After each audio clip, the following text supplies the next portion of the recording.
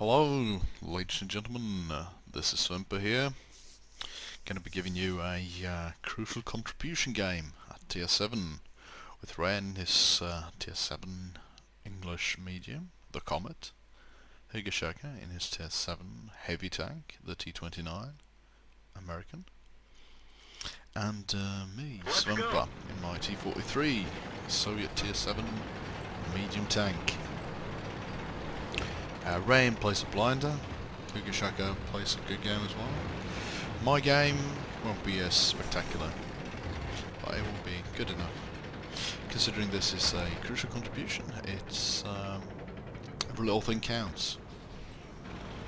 And here you've got Rehin up at his usual peak spot, where he starts out waiting for scouts or hopefuls, and well, having a bit of a laugh at that VK 3001p. He's not quite sure what he's doing.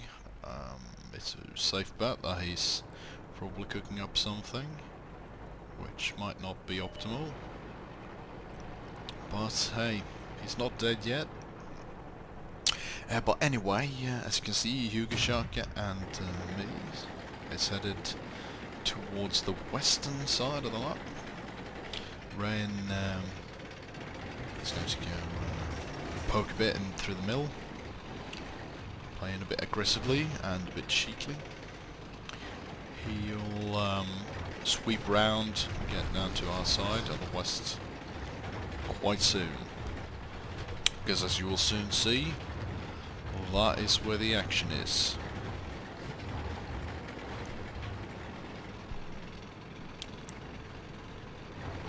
As you can see for now, we've got all 3001p up in, or down I rather should say, down in H0, doing not sure what, but in a way it's always a good spot to be in.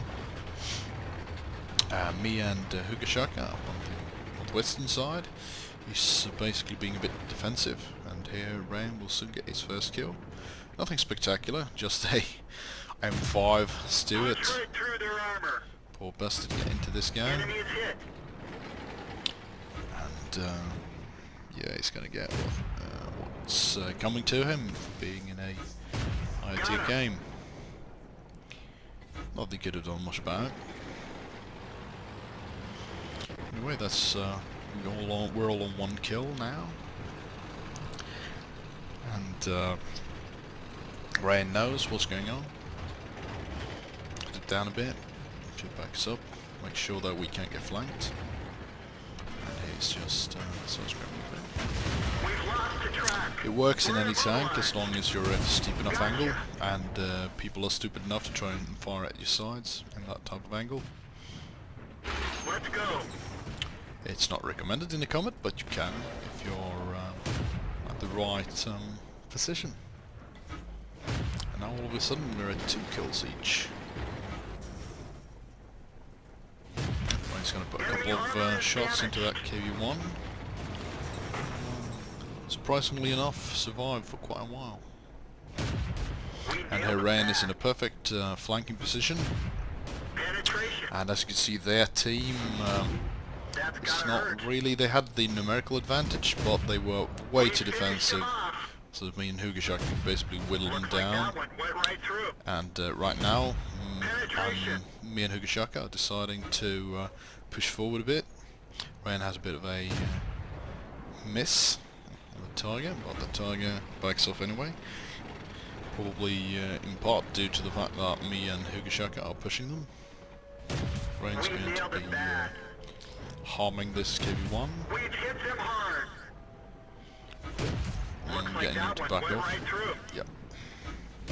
Rehin tries to blow up the wall, but that apparently didn't work. With a quick firing tank like the Comet, you can fire down barriers. You can destroy barriers, more like, without really hurting you. All that he does is basically costing you some ammunition, and the Comet's got quite cheap ammunition. So it sometimes can be worth firing down barriers, shooting them off. destroying them. And Hugashaka finishes off the target. Rehin gets shots on the side. Bob keeps on pushing, killing off the T-25 AT. No problem.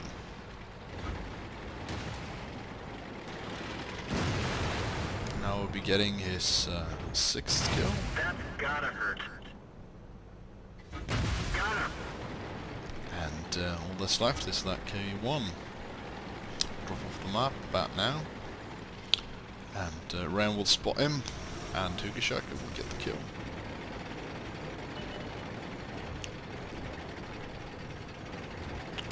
Enemy is hit. And there you have it. First out of 3, Rehin in his Comet with a Top Gun on a crucial contribution game. I'll be right back with Hugashaka's point of view. And we're back. Thank you for staying tuned. This time we'll be watching from Hugashaka's point of view. He'll, as you saw in the previous replay, get a few frags and be doing what he does best. Let's get this The show on the road. T-29, the monster on tier 7, one of the best tanks of the game, considering tier. It's a beast of a tank. If you play it well, can, as you might have seen in one of my earlier videos, can pretty much dominate any environment. It's got quite a high skill cap, so to speak.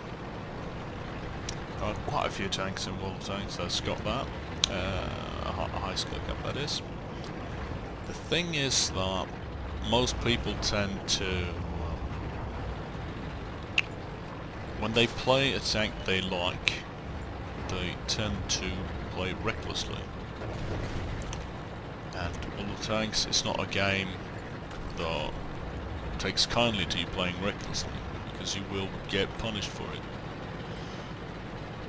And as you can see here, Svempa, that is, up on the left here, is doing a bit of peeking early on in the game. But I will talk about my performance more later. And as you can see here, Hugashaka is, considering the fact that he's quite new in his T-29, he's playing well, doing some good stuff. He's quite aggressive in his playstyle.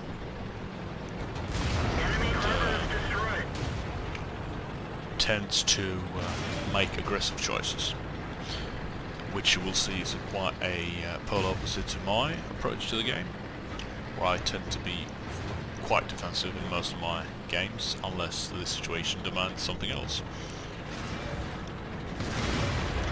The thing with World of Tanks though is that it rewards you for playing aggressively, but cautiously. And Hugashaka tries to remain secure and safe there by firing on the move. Unfortunately, he misses, but that is a well, that's sometimes that happens. But sometimes you need to make a split-second decision. If you're good, most of the time, it will give you a good result, and if you're unlucky, sometimes it will render a negative result, for which you're punished. In this game, there are no real punishments for our mistakes, which of course aren't many, but they are there still. You can't play a game perfectly. To enlarge the map a bit. Sorry for that. Well, as you can see here, that is me and Hugashaka are in a position where there are lots of enemies not pushing their advantage.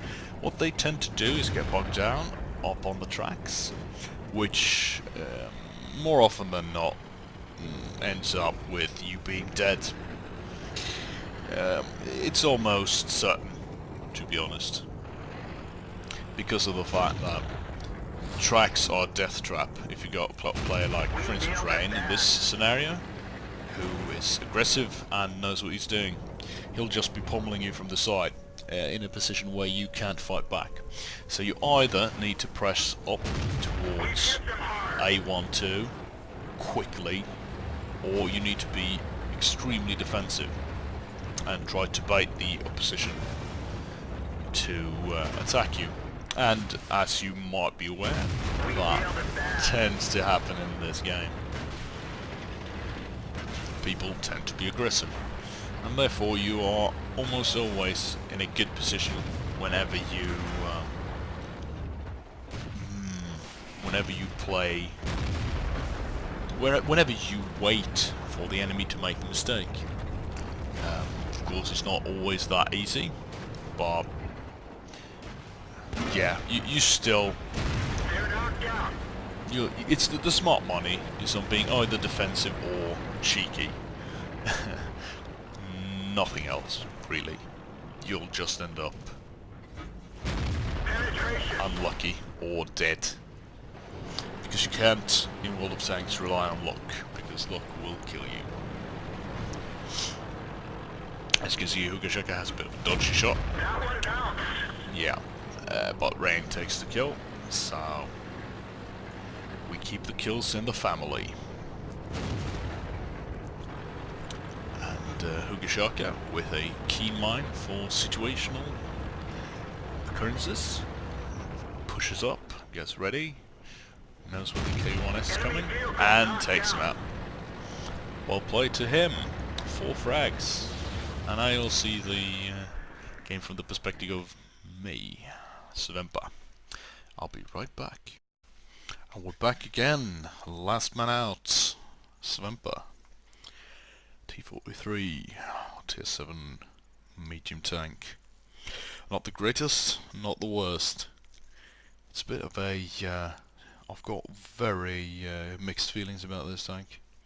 I've had some really great games in it, but I've also had some appallingly bad games in it. And yeah, I'm not sure what I think about it. I have since this video gotten rid of it and gotten the T44, a lot better, a much better tank. It feels a lot better to play. But anyway, here we are. For the last one. Thank you for staying tuned. Like it a bit boring? Well, just stick around.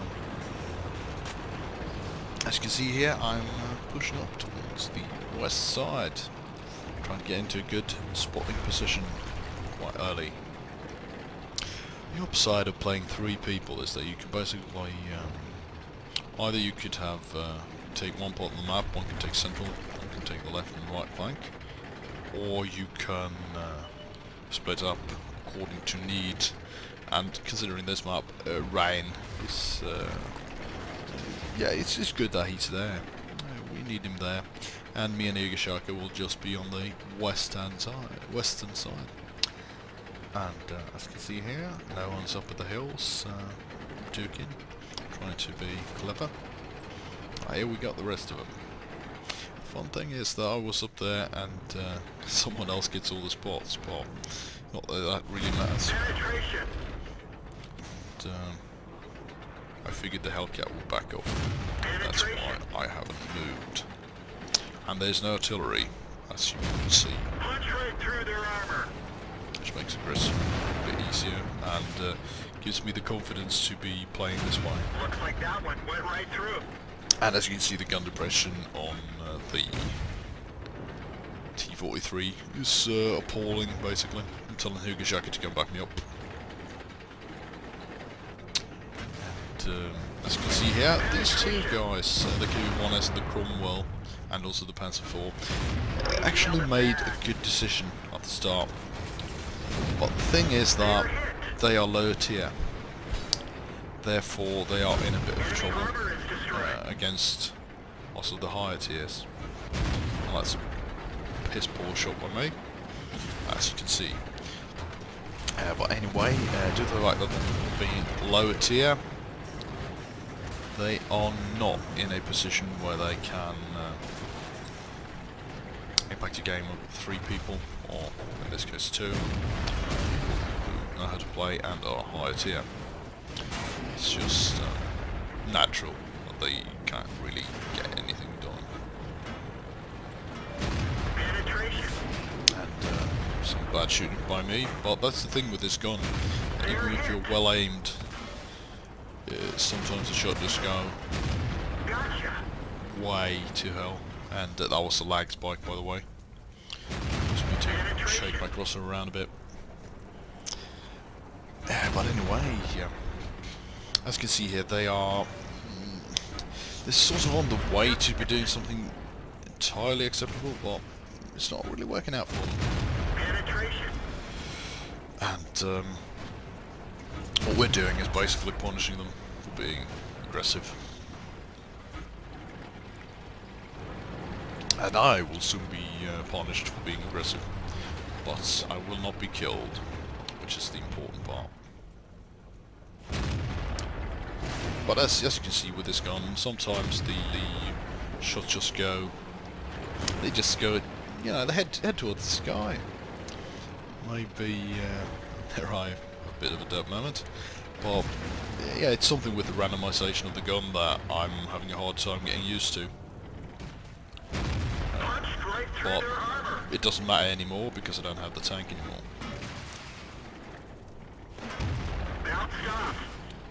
And way wrong.